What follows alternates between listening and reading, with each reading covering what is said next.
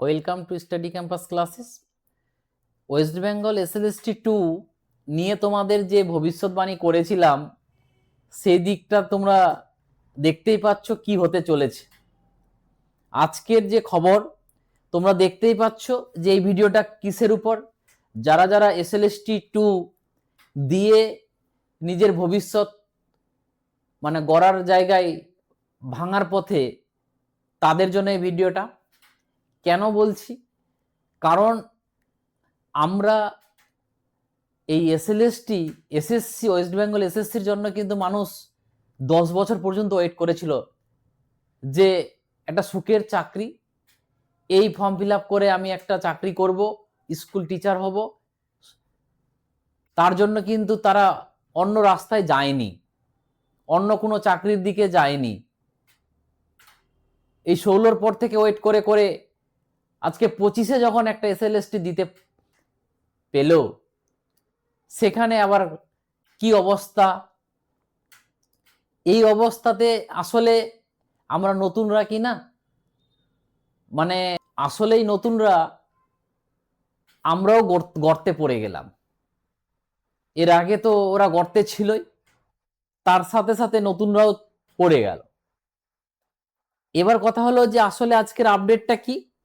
আজকের আপডেটটা তোমরা দেখতেই পাচ্ছ যে ভিডিওটা কিসের উপর হতে চলেছে, যে পিছিয়ে যাচ্ছে মেধা তালিকা প্রকাশের সময়সীমা।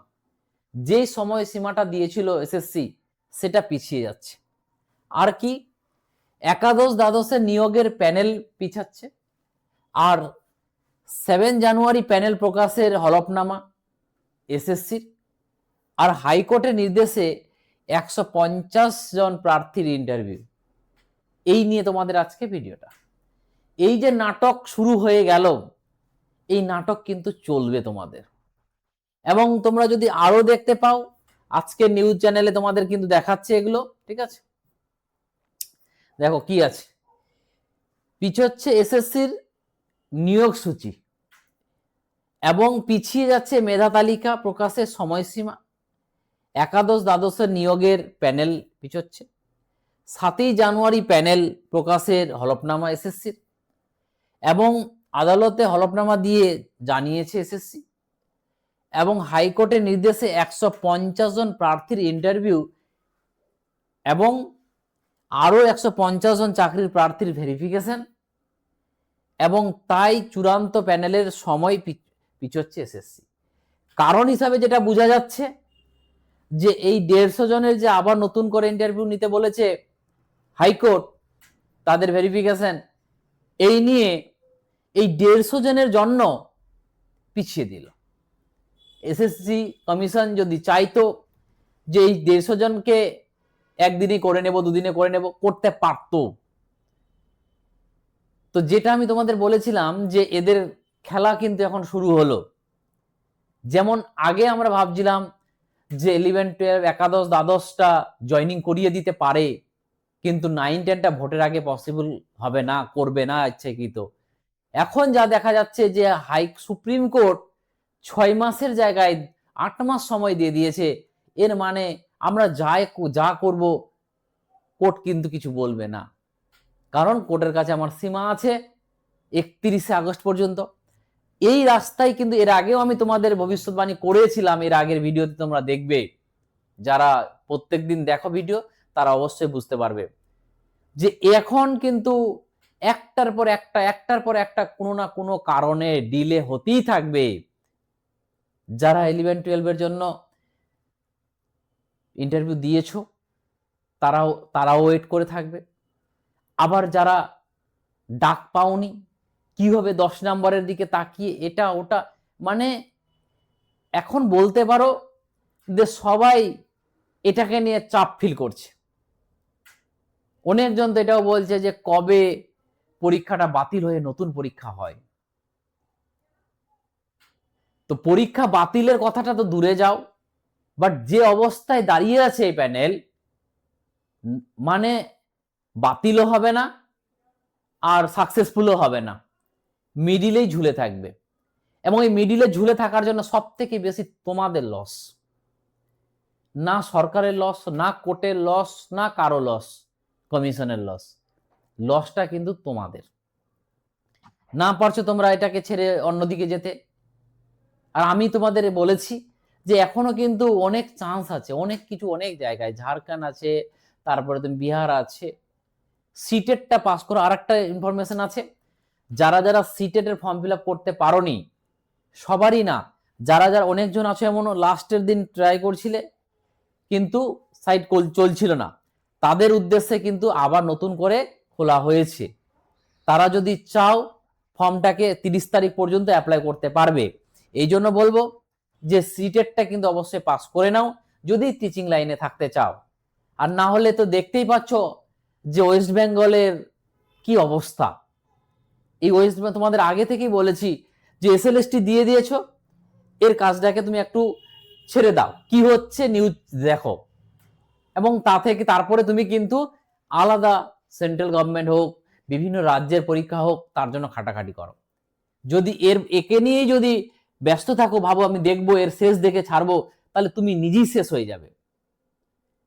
তার জন্য বলবো যে অন্য রাজ্যের পরীক্ষাগুলো হোক, সেন্ট্রাল পরীক্ষা হোক, একটু আগাও। না হলে এর আশায় থাকা যাবে না। কারণ কেন বলছি যে 8 মাস দিয়েছে, আগস্টের মধ্যে ভোট হয়ে যাবে, মমতার ভোট, আর মমতাকে হারাতে পারবে না, হারবে না। তোমরা ভাবিও না যে মমতা এত চাকরি দিচ্ছে না, হেরে যাবে, কোনোদিনও হারবে না। কেন হারবে না? কারণ মানে সমীকরণটাই ওইরকম এসছে, কি বলেন, আছে বর্তমানে। হয়তো বিরোধীরা ভালো মন জয় করতে পারছে না, তার জন্য যে আসতে পারছে না, কিন্তু এটা মানে কোনো রকম সম্ভব নাই যে টিএমসি কে তুমি হাঁটাতে পারবে। অতএব এরা টার্গেট রেখেছে যে আমরা এইরকম করে টালমাটাল করে ঠিক তার আগে, ভোটের আগে একটা কোনো কারণ দেখে বলবো যে যেটা বিহার করলো, বিপিএসসি 4.0 আগে নিতে পারতো, কিন্তু করতে করতে ইচ্ছাকৃতভাবে পিছনে করলো। এখন কবে হবে বলা মুশকিল। মার্চে আমরা বুঝতে পারছি মার্চে আসা হওয়ার সম্ভব আছে, কিন্তু সম্ভব না কি, কতটা গ্যারেন্টি কে বলবে। 2 বছর থেকে দেখে আসছি। ঠিক ওয়েস্ট বেঙ্গলও তাই। ওয়েস্ট বেঙ্গলও তো আজকের দিনে যেভাবে চলছে, কিন্তু আগস্ট মানে ভোট পড়ে যাওয়ার পরে যখন বলেছে আগস্ট, তখন কিন্তু আবার কোনো না কোনো কারণে টাইম এদিক ওদিক করে, আর তখন কিন্তু দেখবে কোর্টও তো এক ধরনের মানে আমাদের কমিশনের মতনই কাজ করে, সরকারের মতনই কাজ করে, যে যা সরকার চুরি করে সেটার উপর কিছুই বলে না। কারণ যদি কোর্ট যদি এটার পর যদি হস্তক্ষেপ করতো, তাহলে কিন্তু এতদিনে অনেক কিছু হয়ে যেত। কিন্তু কোর্ট চাই না। কোর্ট জানি না কি চাইছে। দেখতে পাচ্ছ আরাবল্লী নিয়ে, যদি শুধু খালি আমরা ওয়েস্ট বেঙ্গলের জন্য যদি কোর্টকে খালি দোষারোপ করতাম, তাহলে কিন্তু ভুল। আজকে দিনে দেখতে পাচ্ছ আরাবল্লীর জন্য কোর্টের অবস্থাটা কোথায়, কোর্টের জন্য আজ কোথায়।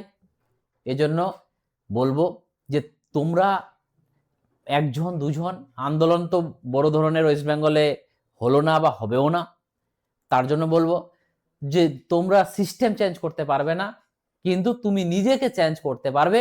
তুমি যদি নিজে পড়াশোনার লেভেলটাকে বাড়িয়ে যদি পড়াশোনার দিকে যাও, তাহলে আমি বলবো যে সে ওয়েস্ট বেঙ্গল এসএলএসটি হলো না, কিন্তু অন্য কোনো চাকরি হবে। তার জন্য বলবো তোমরা যে পড়াশোনাটাকে চালাও, বিভিন্ন সে বিপিএসসি হোক, সে ঝাড়খণ্ড হোক, বিভিন্ন আপার প্রাইমারি যা আছে চালাও, বা সেন্ট্রাল গভর্নমেন্টের হোক। তার জন্য কিন্তু বসে থেকো না। আমি বলবো আমাদের এসএলএসটির জন্য পড়াশোনা তো আর কিছুই নেই, তোমাদের পরীক্ষা হওয়ার যা হয়ে গেছে, নিউজ দেখো, কি খবর রাখো, তার সাথে সাথে কিন্তু তোমরা পড়াশোনাটা চালাও, তাহলে বিভিন্ন জায়গায় কিন্তু ফেলিয়ার হবে না, সাকসেস হবে। তো থ্যাংক ইউ, এইটুকু আজকে তোমাদের আপডেট ছিল। আবার পরে দেখা হবে।